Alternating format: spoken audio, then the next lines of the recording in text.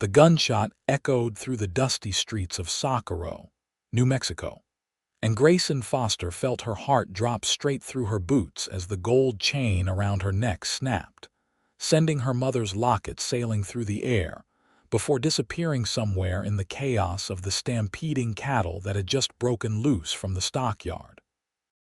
It was August of 1878, and the afternoon sun beat down mercilessly on the adobe buildings lining the main street. Grayson had only arrived in Socorro 2 days ago on the stage from Santa Fe, seeking a fresh start after her father's death.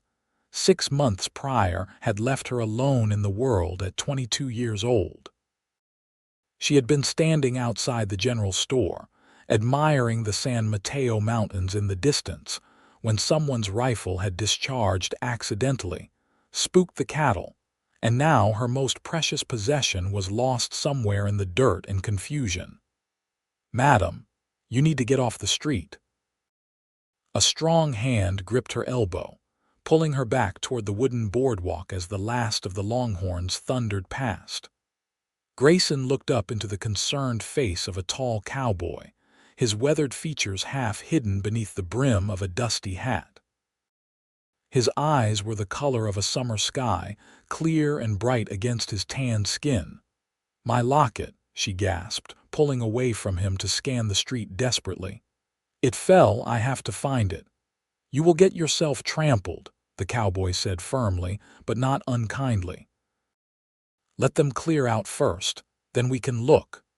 Grayson knew he was right, but tears stung her eyes anyway. That locket contained the only image she had of her mother, who had died when Grayson was just a baby. Her father had carried it for years before finally giving it to her on her 18th birthday, telling her that it was time she knew the truth about where she came from. But he had died before explaining what that truth meant, leaving her with only questions and a faded photograph.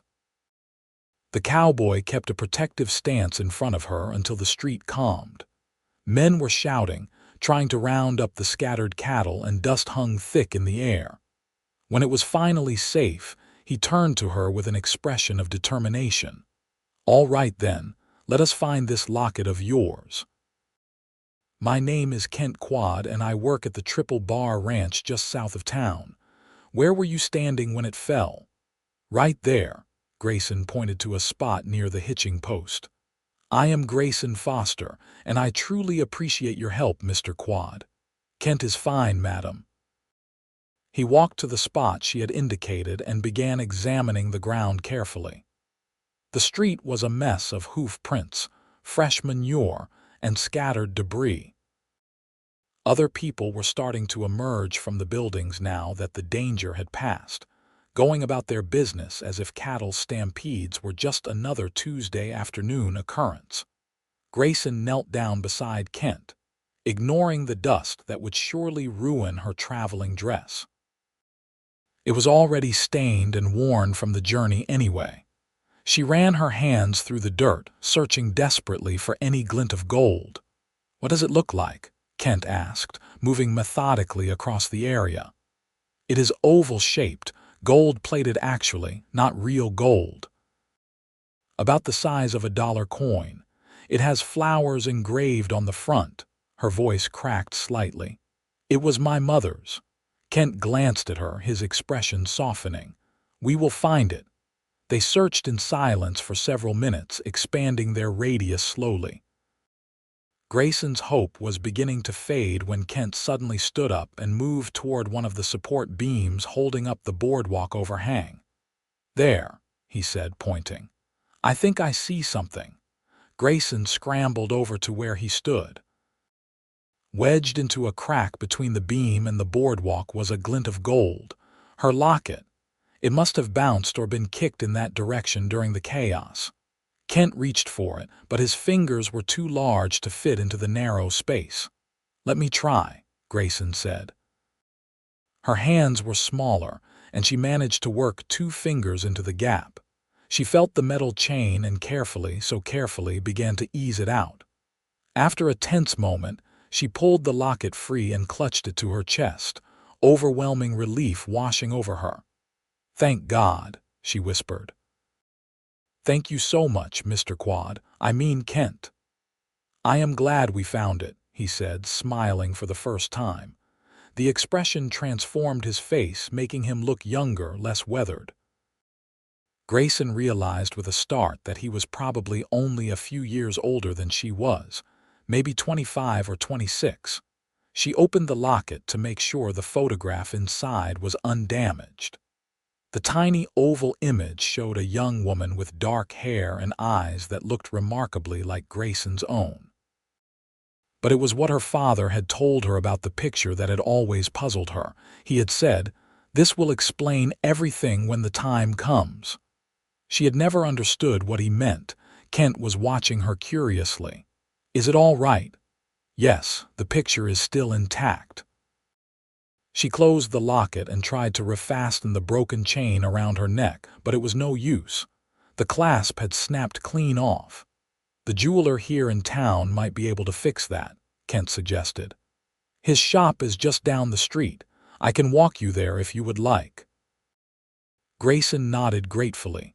"That would be very kind." As they walked, Kent asked, "Are you new to Sakura? I do not think I have seen you around before." "I arrived 2 days ago. I am hoping to find work here, perhaps as a seamstress or a cook. I have some skills in both areas." "Where did you come from?" "Santa Fe, most recently." "Before that, Denver. My father was a schoolteacher. We moved around quite a bit." She did not mention that they had moved because her father was always searching for something, following leads about her mother's past that never seemed to lead anywhere. He had become obsessed in his final years, convinced that there was some great mystery surrounding his late wife's origins. "A schoolteacher's daughter," Kent mused. "So you are educated then." "I can read and write, and I know my numbers. My father taught me everything he knew." Grayson felt the familiar pang of grief that came with mentioning him. 6 months had not been long enough to process his loss. They reached the jeweler's shop, a small establishment squeezed between a saloon and a dry goods store. A bell chimed as they entered, and an elderly man with spectacles looked up from his workbench. "Good afternoon," he said cheerfully. "What can I do for you young folks?" Grayson explained about the broken chain, and the jeweler examined it carefully. "I can fix this, but it will take a day or two. I need to order a new clasp from the supplier." "How much will it cost?" Grayson asked hesitantly. Her funds were limited, and she needed to make them last until she found employment. $2 should cover it. Grayson bit her lip. $2 was more than she had hoped, but she could manage it. "All right. When should I come back?" "Friday afternoon should be fine." It was only Wednesday. Grayson handed over the locket reluctantly, feeling as though she was losing a part of herself. But there was no choice. She could not wear it with a broken chain, and she could not risk losing it again by carrying it loose in her pocket. As they left the shop, Kent said, "I know you are looking for work. The lady who runs the boarding house where I stay, Mrs. Callahan, has been looking for help. She needs someone to assist with the cooking and cleaning. Room and board included, plus a small wage." Grayson's eyes lit up. "Really? Do you think she would consider me?" "I do not see why not. She is a fair woman, a widow who has been running the place on her own since her husband passed 5 years back. It is hard work. I will not lie to you about that, but she treats people decent. Could you introduce me to her?" "I am headed back there now. Come along." The boarding house was a 2-story structure on the edge of town, painted white with green shutters. It looked well maintained, with flower boxes in the windows and a neat vegetable garden on one side. Kent led Grayson up the front steps and held the door open for her. Inside, the smell of bread baking filled the air. A woman in her 50s appeared from the back, wiping flour-dusted hands on her apron. She had kind eyes and graying hair pulled back in a practical bun. "Kent, you are back earlier than I expected, and you brought a guest." "Mrs. Callahan, this is Miss Grayson Foster. She is new to Socorro and looking for work. I thought you two should meet." Mrs. Callahan looked Grayson up and down, not unkindly, just assessing. "What kind of work are you looking for, dear?" "Anything honest, madam. I can cook and clean, so do laundry. I am a hard worker and I learn quickly." "Where are you from?" "Santa Fe most recently. My father passed away 6 months ago and I decided to come here for a fresh start." Something in Mrs. Callahan's expression softened. "I lost my own husband 5 years back, so I understand that kind of grief. As it happens, I do need help. This place has 8 rooms and I have been trying to manage it all myself. It has gotten to be too much. I can offer you room and board plus $10 a month. The work is steady, but it is not easy." $10 a month was not a fortune, but with room and board included, Grayson would be able to save almost all of it. "I will take it, madam. Thank you so much. When can you start?" "Right now, if you need me." Mrs. Callahan smiled. "I like your attitude. Let me show you to your room first. Kent, thank you for bringing her by." Kent tipped his hat. "My pleasure, madam. Miss Foster, I hope that locket gets fixed up properly for you." "Thank you again for your help today," Grayson said, meaning it deeply. "I would never have found it without you." After Kent left, Mrs. Callahan led Grayson upstairs to a small but clean room at the end of the hall. It had a narrow bed, a dresser, a washstand, and a window that looked out over the mountains. To Grayson, who had been sleeping in cheap hotel rooms and once even in a stable during her journey, it looked like heaven. "Take an hour to settle in and rest," Mrs. Callahan said. "Then come downstairs, and I will show you the kitchen and explain your duties." Grayson spent the hour unpacking her meager belongings and washing the dust from her face and hands. She thought about Kent Quad, about his kind eyes and strong hands and the way he had helped her without hesitation. She wondered if she would see him again. He lived here at the boarding house, so surely their paths would cross. The thought made her feel warm in a way that had nothing to do with the August heat. When she went downstairs, Mrs. Callahan put her to work immediately, showing her where everything was kept and explaining the daily routine. There was breakfast to prepare before dawn for the residents who worked early, cleaning to be done, linens to be washed, dinner to be cooked. It was indeed hard work, but Grayson threw herself into it gratefully. Staying busy meant less time to think about her father, less time to wonder about the mysteries he had left unsolved. That evening, she served dinner to the boarding house residents in the dining room. There were 6 men currently staying there, all cowboys or ranch workers, plus Mrs. Callahan and now Grayson herself. Kent was among them, and he gave her an encouraging smile when she set a plate in front of him. "Smells delicious, Miss Foster," he said. One of the other men, a grizzled cowboy named Pete, said, "So you are the new help. About time. Mrs. Callahan has been working herself to the bone." "Now, Pete, I have been managing just fine," Mrs. Callahan protested, but she looked pleased. The dinner conversation flowed easily, the men talking about their work and the latest news from town. Grayson learned that Kent worked as a horse wrangler at the Triple Bar Ranch, that he had come to New Mexico from Texas 3 years ago, and that he was well respected among his peers. She found herself watching him more than was probably proper, noting the way he listened carefully when others spoke, the quiet confidence in his manner. After dinner, she helped Mrs. Callahan clean up in the kitchen.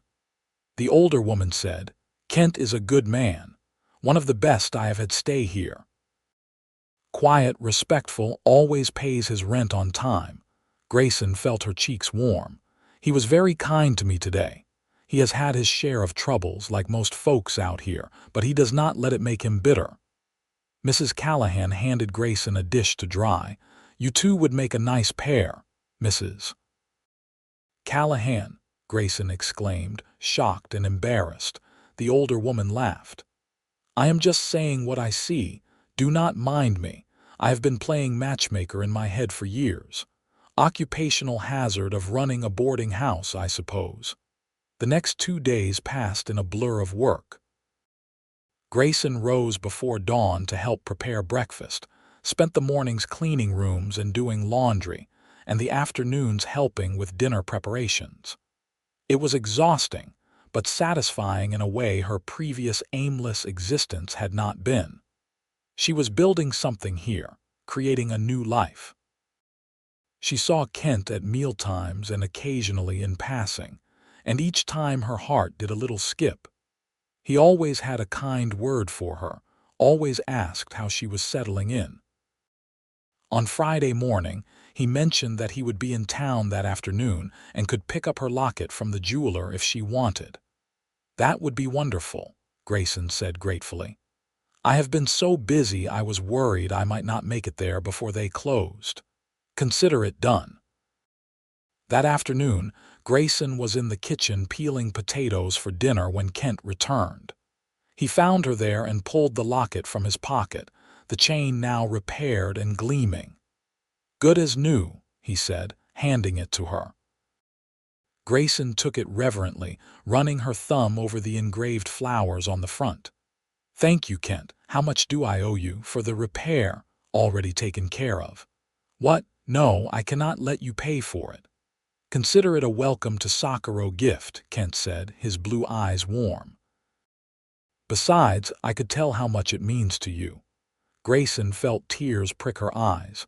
She was not used to such kindness, especially not from someone who barely knew her. That is incredibly generous. I do not know what to say. You do not have to say anything. Just promise me you will be careful with it from now on. She fastened the locket around her neck, the familiar weight of it settling against her skin, feeling like coming home. I promise. Kent lingered in the doorway, and Grayson got the sense that he wanted to say something more. Finally, he said, Miss Foster, I was wondering if you might like to take a walk with me on Sunday after church. There is a nice trail along the river and the weather should be pleasant. Grayson's heart soared. I would like that very much. Good. That is good. He smiled that transformative smile again, and then he was gone, leaving Grayson alone with her racing thoughts and the locket warm against her skin. Sunday dawned clear and beautiful. Grayson attended services at the small Catholic church in town with Mrs. Callahan, and afterward, Kent was waiting outside in his good clothes, his hat in his hands. He looked nervous, which Grayson found endearing. They walked to the river together, following a worn path that wound between cottonwood trees. The Rio Grande flowed steady and brown, and mountains rose up on all sides, dramatic and beautiful. Grayson had been in New Mexico for only a short time, but she was already falling in love with the landscape, so different from anywhere else she had lived. This is beautiful, she said, breathing in the warm air. It is one of my favorite spots, Kent admitted. I come here sometimes when I need to think. They walked in comfortable silence for a while, and then Kent said, Can I ask you something about your locket, of course? The other day when we found it, you seemed like it was more than just a keepsake, like there was a story there. Grayson touched the locket through her dress. There is, though I am not sure I fully understand it myself. The photograph inside is of my mother. She died when I was a baby. My father gave me the locket on my 18th birthday and told me it would explain everything when the time came. But he died before he could tell me what he meant. I have studied that photograph 1,000 times, and I still do not understand what secret it is supposed to hold. Kent was quiet for a moment. May I see it? Grayson hesitated only briefly before removing the locket and opening it to show him the tiny oval image. Kent studied it carefully, his brow furrowed in concentration. Your mother was beautiful, he said. You look like her. That is what my father always said.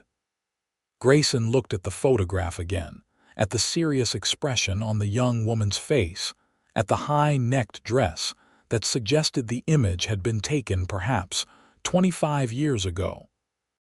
He became obsessed with finding out more about her in the last years of his life.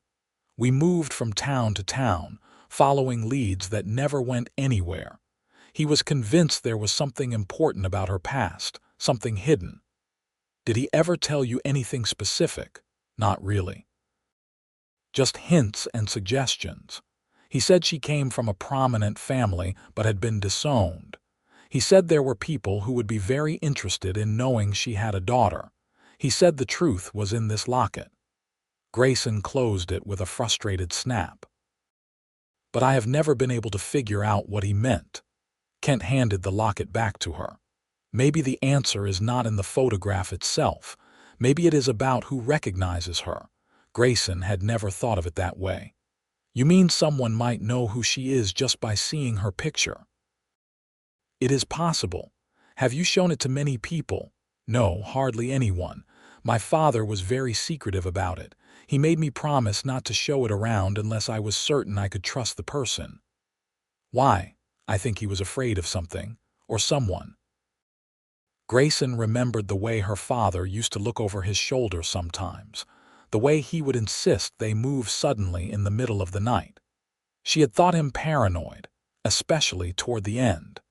Now she wondered if he had good reason for his fear. They had reached a bend in the river where a large, flat rock provided a natural seat. Kent gestured for Grayson to sit, and he settled beside her, their shoulders nearly touching. "Can I tell you something?" Kent said. "I came to New Mexico 3 years ago to escape my own past. My family had a ranch in Texas, nothing fancy but decent land. My father lost it in a card game to a man named Virgil Crane. My mother died of heartbreak 6 months later, and my father drank himself to death within a year.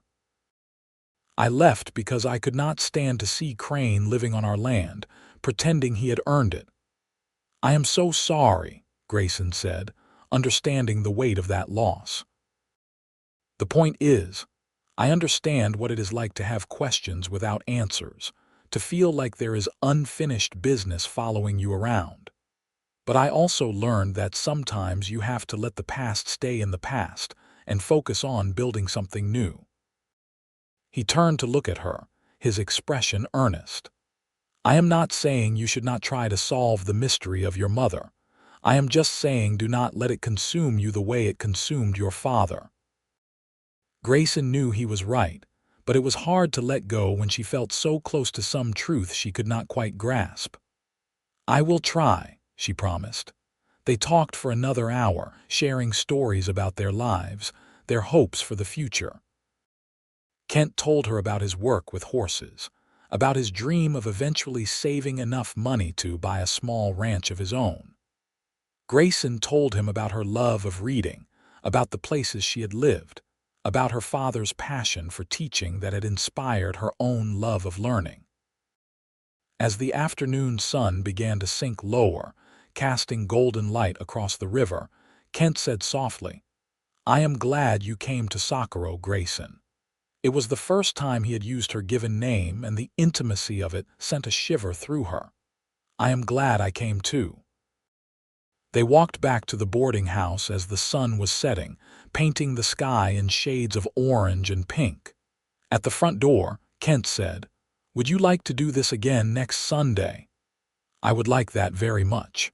Over the following weeks, Sunday walks became a regular occurrence. Kent and Grayson explored different trails around Socorro, talking for hours about everything and nothing. Grayson found herself falling for him gradually, inevitably, like water flowing downhill. It was in the way he listened to her, really listened, like her thoughts and feelings mattered. It was in the way he was unfailingly kind to Mrs. Callahan and the other boarding house residents. It was in the little things he did, like bringing her wildflowers he had picked on the trail, or making sure she got the best piece of meat at dinner, or fixing a loose board on her bedroom floor without being asked, Mrs. Callahan watched their courtship with obvious approval. "I knew it," she said to Grayson one evening in the kitchen. "I could tell the moment he brought you here that first day, the way he looked at you." "We are just friends," Grayson protested, though her heart hoped for more. "Oh, honey, that man is in love with you. Anyone with eyes can see it." Grayson wanted to believe it, but she was afraid to hope too much. She had lost so many people in her life already. What if she let herself fall completely and then something happened to take Kent away too? One evening in late September, almost 2 months after Grayson had arrived in Socorro, Kent asked her to take an evening walk with him after dinner. There was something different in his manner, a nervousness that put Grayson on edge. They walked to their usual spot by the river, now bathed in twilight. Kent seemed to be gathering his courage for something. "Grayson, there is something I need to tell you, something I need to ask you actually." Her heart began to pound. "What is it?" "These past 2 months have been the happiest of my life. Getting to know you, spending time with you, it has made me realize what I have been missing. I never thought I would feel this way about anyone." He took her hands in his blue eyes intense in the fading light. "I am falling in love with you. I think I have been since the day I helped you find your locket, and I want to know if there is any chance you might feel the same way." Joy flooded through Grayson, so powerful it almost hurt. "Oh, Kent, I have been falling in love with you too." "I was just afraid to say it." "Afraid of what?" "Afraid of losing someone else I care about. Everyone I have ever loved has left me one way or another." Kent pulled her close, wrapping his arms around her. "I am not going anywhere, I promise you that." They stood there by the river as the stars began to appear overhead, holding each other and talking quietly about the future they both wanted. Kent told her he had been saving money steadily, that in another year he might have enough to buy that small ranch he dreamed of. Grayson told him she would be happy anywhere, as long as they were together. When they finally returned to the boarding house, Mrs. Callahan took one look at their faces and smiled knowingly. "I suppose I will be losing my best helper before too long." "Not too soon," Kent assured her. "We are taking our time doing this right." But fate, it seemed, had other plans. The next day, a stranger came to the boarding house. He was a well-dressed man in his 50s, with silver hair and an air of wealth that seemed out of place in dusty Socorro. He asked Mrs. Callahan if a young woman named Grayson Foster was staying there. Mrs. Callahan, protective of her charges, asked who was inquiring. The man introduced himself as William Farrington from Boston, Massachusetts. He was a lawyer, he said, and he had been searching for Miss Foster on behalf of a client. Mrs. Callahan fetched Grayson from the kitchen, and the lawyer's eyes widened when he saw her. "My God," he breathed. "The resemblance is unmistakable." "Who are you?" Grayson asked, feeling uneasy. "Why are you looking for me?" "May we speak privately, Miss Foster?" "I have information that you will want to hear, but it is of a delicate nature." Kent had just come in from work, and he stepped protectively to Grayson's side. "Anything you have to say to her, you can say in front of me." The lawyer looked between them and seemed to understand their relationship. "Very well. Miss Foster, I have been searching for you for over 6 months, ever since your father's death. My client is your grandmother, and she very much wants to meet you." Grayson felt the room spin. "My grandmother. But my father said his parents were dead, and my mother's family had disowned her." "Your father was protecting you," Farrington said gently. "And he was not wrong to do so, up to a point. But times have changed, and your grandmother is an old woman now with not much time left. She hired me to find you after she learned of your father's death." "How did she know about that?" "She has had investigators keeping tabs on you and your father for years, though from a distance. She never interfered out of respect for your mother's wishes, but now that both your parents are gone, she feels you have a right to know the truth about your heritage." Grayson pulled out her locket with shaking hands. Is this about the picture? About who my mother was? Farrington's eyes fixed on the locket. May I see that? She handed it to him, and he opened it carefully. His expression softened. That is Gabrielle Farrington as she looked at age 18 before she ran away from Boston to be with your father. Farrington, Grayson repeated, like your name. Your grandmother is Elizabeth Farrington, one of the wealthiest women in Boston. Your mother was her only child. When Gabrielle fell in love with a poor schoolteacher, Elizabeth forbade the match. She wanted Gabrielle to marry into another prominent Boston family. Gabrielle refused and ran away with your father. Elizabeth was furious and publicly disowned her, vowing never to speak to her again. But she kept track of her, Grayson said, beginning to understand. Yes, and she has regretted her harshness every day since. When she learned that Gabrielle had died giving birth to you, she wanted desperately to reach out, but your father refused to have anything to do with her. He was afraid she would try to take you away from him, and he was probably right to think so. Elizabeth was not a kind woman back then. Kent spoke up. What makes you think she is any different now? Grief and age have softened her. She is 78 years old in failing health, and she wants only to meet her granddaughter before she dies. She has no other family. When she passes, her entire fortune will go to charity unless Grayson agrees to be her heir. The word fortune hung in the air like a physical thing. Grayson could hardly process what she was hearing. All her life, she had lived modestly, sometimes scraping by. And now this stranger was telling her she had a wealthy grandmother who wanted to make her an heiress. I do not want her money, Grayson said firmly. If that is what this is about. It is not about the money, I assure you, Farrington said. Or at least, it is not only about the money. Elizabeth genuinely wants to know you, to have some connection to her daughter through you.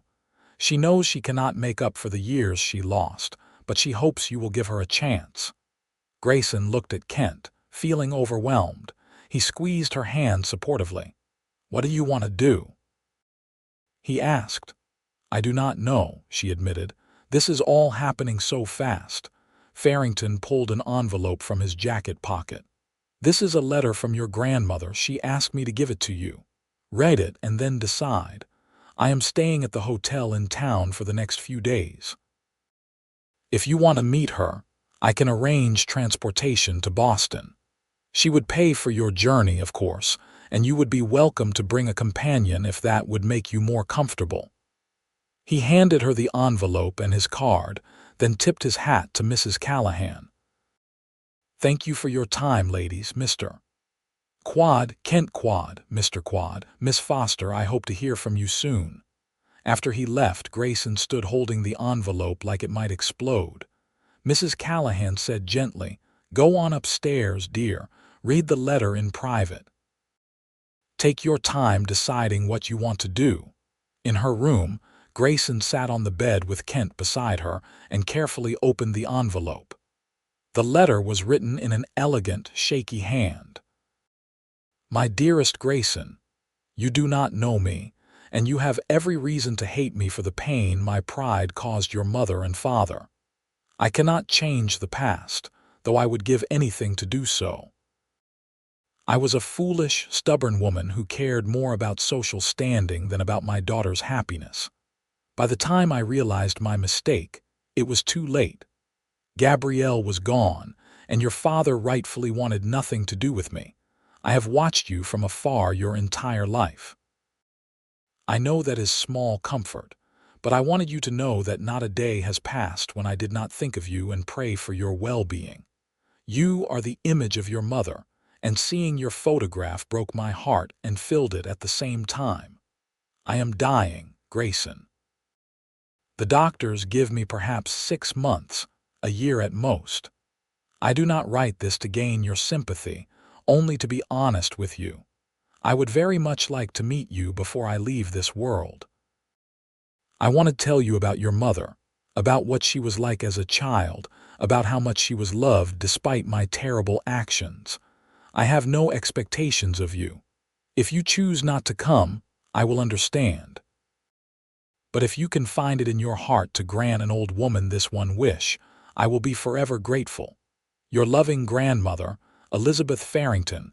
Grayson read the letter 3 times, tears streaming down her face. Kent held her, saying nothing, just offering his presence and support. I have to go, she finally said. I have to meet her, I know. Will you come with me? I do not think I can do this alone. Kent pulled back to look at her. Of course I will come with you. I meant what I said last night. I am not going anywhere. But your job, the ranch, can wait. Or I will find new work when we get back. You are more important. Grayson kissed him then, pouring all her love and gratitude into it. When they broke apart, she said, I am scared. I know, but we will face it together. The next few days were a whirlwind of preparation. Grayson sent word to Farrington that she would make the journey to Boston, and he immediately began arranging their travel. Mrs. Callahan was sorry to see them go but understood. You need to do this, she told Grayson the night before they left. You need to know where you come from. And besides, that young man of yours would follow you to the ends of the earth. Hold onto him tight. I will, Grayson promised. The journey to Boston took over 2 weeks by train, traveling through Kansas, Missouri, and up the eastern seaboard. Grayson had never been that far east, and she stared out the window in wonder as the landscape changed from mountains and desert to plains to forests to cities, larger than anything she had ever seen. Kent stayed by her side the entire way, pointing out interesting sights, keeping her spirits up when she grew nervous about what awaited her. They talked about everything during those long days on the train, and Grayson felt their bond deepening even further. She could not imagine facing this without him. Boston in October was cool and damp, so different from the dry heat of New Mexico. A carriage was waiting for them at the station, sent by Elizabeth Farrington. It carried them through streets lined with brick buildings and fall foliage, eventually arriving at a mansion in the fashionable Beacon Hill neighborhood. Grayson had never seen such a house.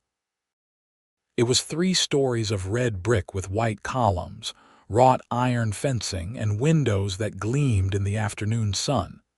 She felt suddenly conscious of her simple traveling clothes, of her wind-chapped skin and sun-streaked hair. You are beautiful, Kent whispered, reading her thoughts. Do not forget that. A butler answered the door and led them through rooms filled with more luxury than Grayson had known existed. Rich carpets, crystal chandeliers, paintings that looked very old and very expensive. Finally, they were shown into a sitting room where an elderly woman sat in a wheelchair by the window. Elizabeth Farrington was tiny and frail, her silver hair pulled back in a style that might have been fashionable 50 years ago. But her eyes were sharp and bright, and they filled with tears the moment she saw Grayson. "Oh, my dear child," she breathed. "You are the very image of her." Grayson did not know what to say, what to do. She stood frozen until Kent gently squeezed her hand, reminding her she was not alone. She stepped forward slowly. "Hello, grandmother." Elizabeth held out a trembling hand and Grayson took it. The old woman's grip was surprisingly strong. "Thank you for coming. I know I do not deserve your forgiveness, but thank you for giving me this chance." They talked for hours. Elizabeth told stories about Gabrielle as a child, about her love of music and art, about her kind heart and stubborn streak. She showed Grayson portraits of her mother at various ages, photographs, childhood drawings. She pulled out a cedar chest filled with Gabrielle's belongings that she had kept all these years, unable to let them go. She was going to be a concert pianist, Elizabeth said, running her fingers over an old music book. She had such talent. But then she met your father at a charity event where he was working as a tutor for one of the wealthy families. They fell in love instantly, completely. I could not understand it. He had nothing to offer her, I thought, no prospects, no family connections. I forbade her from seeing him. But she did anyway, Grayson said. They ran away together the night before her planned wedding to a banker's son, left a note saying they were getting married and I would never see her again unless I accepted their union. I was so angry, so humiliated. I told everyone she was dead to me. Elizabeth's voice broke. And then she really was dead, and I never got to tell her I was sorry, that I was wrong, that I loved her more than my pride. Grayson felt tears streaming down her face. She must have known you loved her, even if you never got to say it. I hope so. I pray so. Elizabeth looked at Kent, who had been sitting quietly through all of this. And who is this young man who has accompanied you? This is Kent Quad, he is. Grayson hesitated, unsure how to define their relationship. He is the man you love, Elizabeth said with certainty. I can see it in the way you look at each other. Does he make you happy? Very happy. Then he has my blessing, for whatever that is worth. I will not make the same mistake twice. Elizabeth reached out to pat Kent's hand. Thank you for taking care of my granddaughter, young man. It is my honor, madam, Kent said sincerely.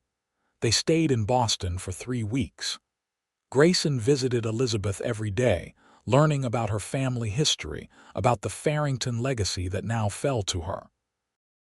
Elizabeth showed her the family business, a shipping company that had made the Farringtons wealthy for 3 generations. She introduced Grayson to the lawyers and managers who ran the company, making it clear that Grayson was her heir. I do not know anything about running a shipping company, Grayson protested. You do not have to run it yourself. That is what managers are for, but you should understand it, understand what you will inherit. The weight of it all was overwhelming, but Kent was there every step of the way, helping her navigate this strange new world. He looked out of place in his cowboy clothes among the fashionable Bostonians, but he did not seem to care. He was there for Grayson, and that was all that mattered to him. One evening, as they walked through the Boston Common together, Kent said, "This is a lot for you to take in." "It is. I keep thinking I will wake up and discover it was all a dream." "How do you feel about it? About becoming an heiress?" Grayson had been asking herself the same question. "Grateful to know the truth about my mother. Sad that I am only meeting my grandmother now when she has so little time left, overwhelmed by the responsibility of the inheritance, but also—" She paused, trying to put it into words. "Also, like some part of me has been missing my whole life, and now I have found it. Does that make sense?" "Perfect sense. But I do not want to stay here, Kent. Boston is beautiful, but it is not home. Home is Socorro and Mrs. Callahan's boarding house and the Rio Grande and the mountains. Home is where you are." Kent stopped walking and turned to face her. Right there in the middle of the park, with other people walking past them, he dropped to one knee. "Grayson Foster, I do not have much to offer you. No fortune, no mansion, no fancy family name. I am just a cowboy from Texas who loves you more than anything in this world. But if you will have me, I promise to spend every day of my life making you happy. Will you marry me?" Grayson's heart felt like it might burst. "Yes," she said, laughing and crying at the same time. "Yes, of course I will marry you." They kissed right there in the park, not caring who saw them. When they finally broke apart, Kent pulled a simple gold band from his pocket. "It was my mother's. It is all I have of her. It is perfect," Grayson said, and she meant it. She would have worn a piece of string if it came from him. When they told Elizabeth the news the next day, she was thrilled. "When is the wedding?" "We were thinking of waiting until we get back to New Mexico," Grayson said. Elizabeth's face fell slightly, and Grayson understood. "The old woman might not have that long, but we could have a small ceremony here first if you would like." she added quickly. "Just something simple so you could be there." Elizabeth's eyes filled with tears. "I would like that very much." They were married a week later in the drawing room of the Beacon Hill mansion, with Elizabeth in attendance along with Farrington the lawyer and a few of the household staff. Grayson wore a simple cream-colored dress that had belonged to her mother, which Elizabeth had kept all these years. Kent wore his one good suit, and he looked more handsome than Grayson had ever seen him. A minister performed the ceremony, and when he pronounced them husband and wife, Grayson felt a sense of rightness settle over her. This was meant to be. Despite all the twists and turns her life had taken, they had led her here to this moment, to this man. Elizabeth gave them her blessing and a generous wedding gift, enough money to buy that ranch Kent had always dreamed of. "Start your life together properly," she said.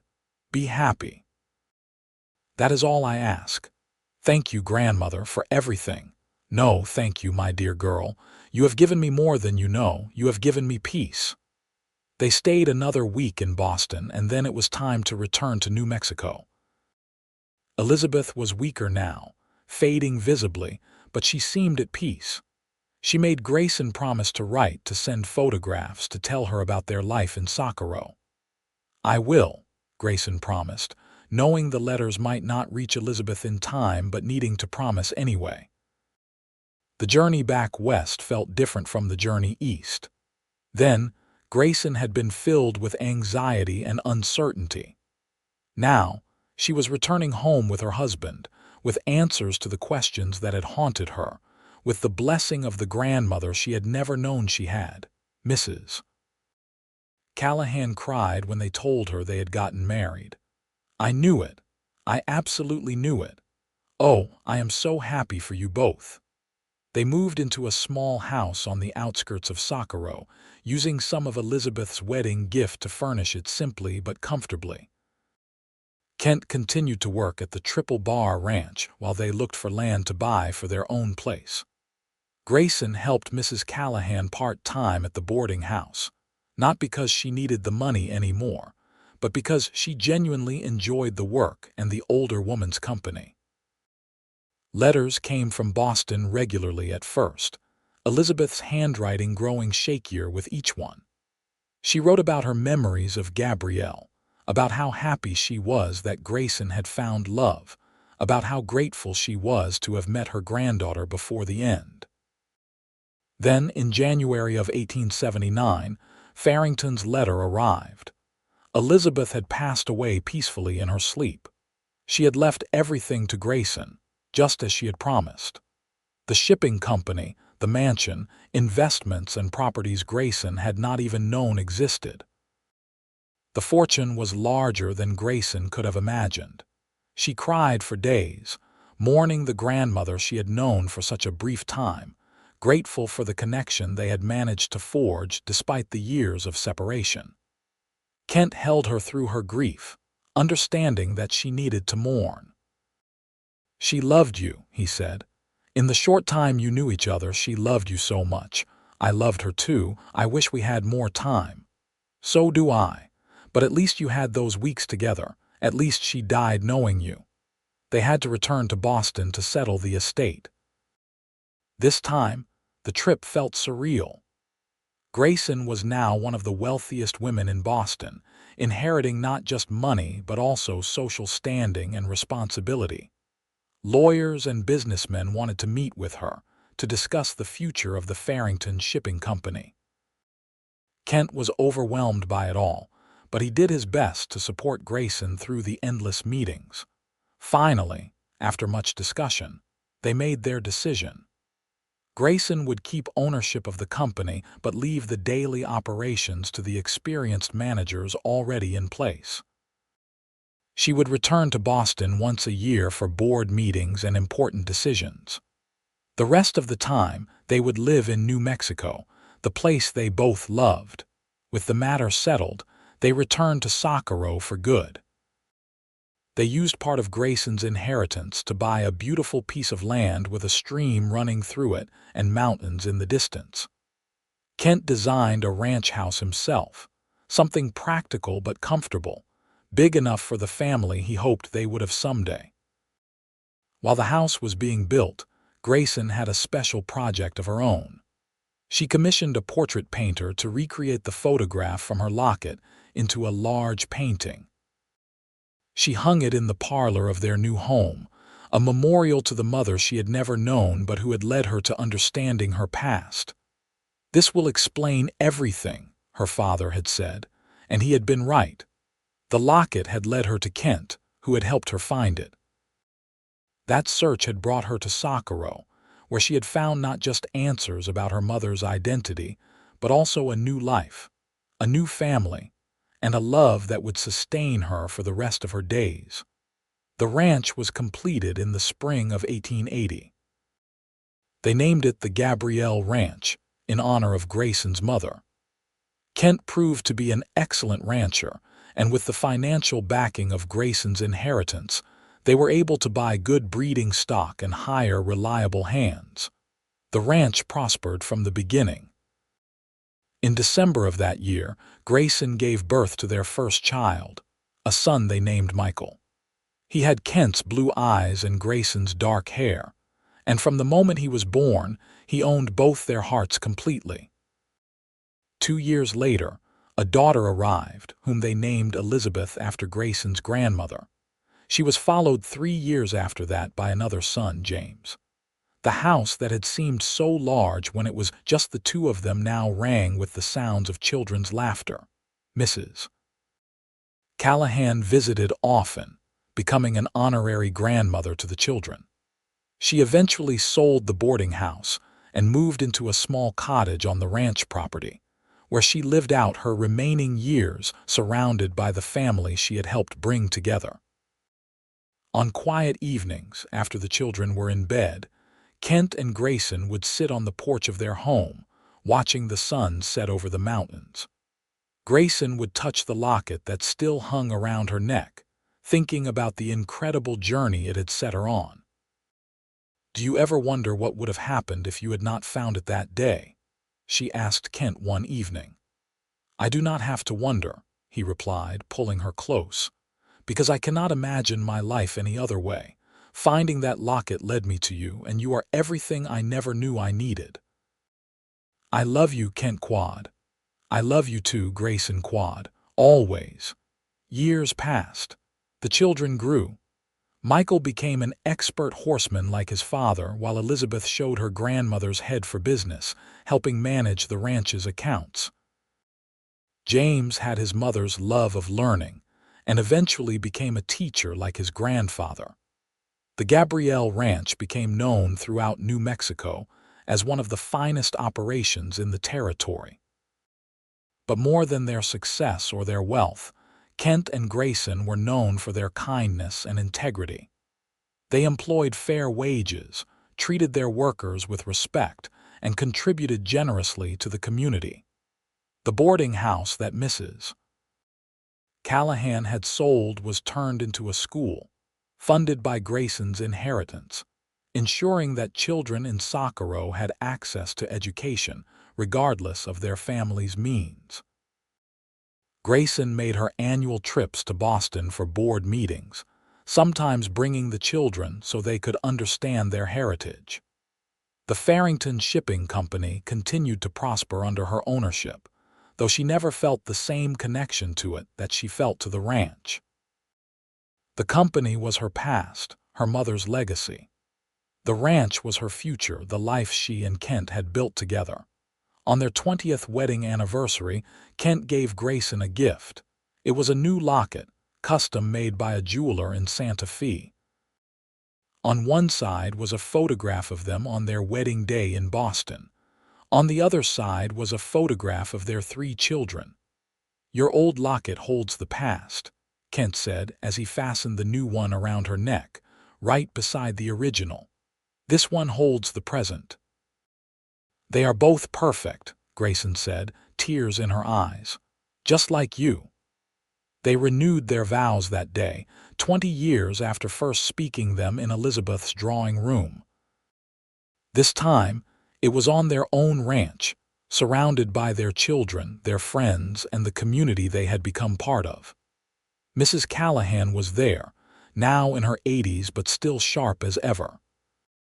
The ranch hands attended, along with neighboring ranchers and townspeople from Socorro who had become like family over the years. As Grayson looked out at the assembled crowd, at the children playing in the yard, at her husband standing beside her with silver beginning to show in his hair, she thought about that day so long ago, when she had been a frightened 22-year-old standing in the dusty street of Socorro, watching her mother's locket disappear into chaos. She had thought she was losing the only connection she had to her past. Instead, she had found everything.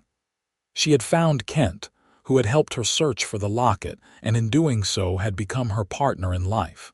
She had found the truth about her mother and her family. She had found a home and a community. She had found love, deep and abiding and true. The locket had indeed explained everything, just as her father had promised. Not because of some obvious secret in the photograph, but because it had set her on a path that led to all the answers she had ever needed. It had led her to the place where she belonged. "What are you thinking about?" Kent asked, noticing her faraway expression. "About fate," Grayson said. "About how everything happened exactly as it was supposed to, even when it seemed random or frightening at the time." "Do you believe in fate?" "I believe in us," she said simply. "And I believe that some things are meant to be." As the celebration continued around them, Grayson touched both lockets hanging at her neck, one holding the past and one holding the present. Tomorrow, she thought, she might commission a third locket for the future, for the grandchildren she hoped would come someday, for the legacy she and Kent were building together. But for now, this moment was enough. More than enough. It was everything. The sun set over the New Mexico mountains, painting the sky in shades of gold and crimson, and Grayson Quad smiled, surrounded by love, finally and completely home. In the years that followed, the Gabrielle Ranch continued to thrive. Michael married a rancher's daughter from a neighboring property, and they built a house on the eastern section of the land. Elizabeth chose not to marry, instead focusing on expanding the family's business interests, and eventually taking over management of the Farrington Shipping Company, which she ran with remarkable skill from an office in Santa Fe. James became a teacher in Socorro and married one of his fellow teachers, a kind woman named Sarah who reminded Grayson of Mrs. Callahan in her younger days. Grandchildren arrived as Grayson had hoped. Michael and his wife had 4 children. Elizabeth adopted 2 orphans from Santa Fe, and James and Sarah had 3. The ranch house that had once seemed so large now burst at the seams during family gatherings, filled with the chaos and joy of multiple generations. Kent took to grandparenthood with enthusiasm, teaching the children to ride and rope, telling them stories about their parents when they were young, slipping them sweets when their mothers were not looking. Grayson watched him with their grandchildren and fell in love with him all over again, seeing the gentle patience he showed them, the way his face lit up when they ran to greet him. Mrs. Callahan passed away peacefully at the age of 87, surrounded by the family she had helped create. Her last words were to Grayson, "I told you that you two would make a nice pair." They buried her on a hillside overlooking the ranch, with a headstone that read "Friend, Matchmaker, Beloved Grandmother." As Grayson and Kent entered their 50s and then their 60s, they began to slow down, turning more of the ranch operations over to Michael while they enjoyed a quieter pace of life. They still took walks by the river, though not as far as they once had. They still sat on the porch in the evenings, watching the sunset and talking about everything and nothing. One evening, when they were both in their 70s, Kent said, "Do you remember the day we met?" "Of course I do. The cattle stampede and my locket flying through the air. I thought I had lost it forever. I knew the moment I saw you that you were going to change my life, Kent said. I did not know how, but I knew it. Did you really? Or are you romanticizing the past? Kent laughed. Maybe a little of both.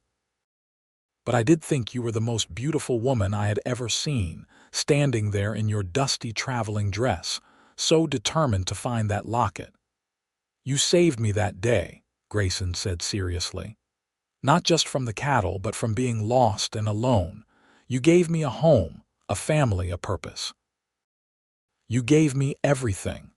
We gave each other everything, Kent corrected. That is what marriage is supposed to be. They sat in comfortable silence, holding hands as the stars began to appear overhead. The same stars that had shone on them that night by the river when they first confessed their love. The same stars that had witnessed their wedding vows. The same stars that had watched their children grow and their grandchildren be born. I would do it all again, Grayson said. Every moment, every choice, everything that led me to you. So would I, Kent agreed. No regrets, no regrets. When Kent passed away in his sleep at the age of 78, Grayson felt like a part of her soul had been torn away. They had been married for 52 years, and she had loved him every single one of those days. The grief was overwhelming, a physical pain in her chest that made it hard to breathe, but she was not alone. Her children surrounded her. Her grandchildren visited constantly, and the ranch that she and Kent had built together remained a testament to their love. She wore both lockets every day, the one with her mother's picture and the one with her family's photographs, and she added a third one that contained a picture of Kent taken on their 50th anniversary. She lived another 5 years, seeing her great-grandchildren born, watching the ranch continue to prosper, making sure that the story of how it all began was passed down through the generations. She told them about the locket, about Kent helping her find it, about how that moment of kindness from a stranger had changed everything. On her deathbed, surrounded by her family, Grayson clutched the 3 lockets in her hand. Elizabeth held her other hand, tears streaming down her face. "Mother, is there anything you need?" Elizabeth asked. Grayson smiled peacefully. "I have everything I need. I have all of you. I have had the most wonderful life. And soon I will see your father again and my parents and my grandmother. There is nothing to fear." "We love you so much," Elizabeth said. "I love you too, all of you. Take care of each other. Remember where you came from. And never forget that sometimes the things that seem like endings are actually beginnings. I lost my locket and I found everything." Those were her last words. Grayson Quad passed away peacefully in her sleep that night, at the age of 83, in the house that she and Kent had built, on the land they had loved, surrounded by the family they had created. They buried her beside Kent on the hillside next to Mrs. Callahan, with a view of the mountains and the ranch stretching out below. The headstone was simple but perfect. Grayson Quad, beloved wife, mother, grandmother, and friend. She found everything. The 3 lockets were passed down to her namesake granddaughter, the oldest of Michael's daughters, also named Grayson. The young woman wore them proudly, understanding that they represented not just jewelry, but a legacy of love that had begun with a chance encounter on a dusty street in Socorro, and had grown into something beautiful and lasting. The Gabrielle Ranch remained in the family for generations, each new caretaker adding to its story while honoring the foundation that Kent and Grayson had laid. The portrait of Gabrielle Farrington still hung in the parlor, a reminder of where it all began, of the mystery that had been solved and the love that had been found. And sometimes, on quiet evenings when the sun set over the New Mexico mountains, family members sitting on that same porch where Kent and Grayson had spent so many peaceful hours would swear they could feel the presence of the couple who had started it all, still together, still watching over the family they had built, still in love after all these years. The lockets had explained everything indeed, not through words or obvious revelations, but through the journey they had inspired, the connections they had forged, and the love they had helped two lonely souls find. In the end, that was the greatest treasure of all, worth more than all the shipping companies and ranches and fortunes in the world. The story of the cowboy who helped a woman find her lost locket became a family legend, passed down through the generations. A reminder that kindness, love, and fate can conspire to create something beautiful even out of chaos and loss. It was a story with a perfect ending, one where everyone who deserved happiness found it, where love conquered all obstacles, where families separated by pride and circumstance were reunited, and where two people who might never have met found each other and built a life that mattered. And in the end, is that not what every great love story should be? Not just about the romance, but about the family built, the legacy created, the lives touched, and the love that continues long after the lovers themselves have passed into memory. Kent and Grayson Quad lived, loved, and left behind something that would last forever, all because he had helped her find a locket one dusty afternoon in Socorro, New Mexico, in the summer of 1878.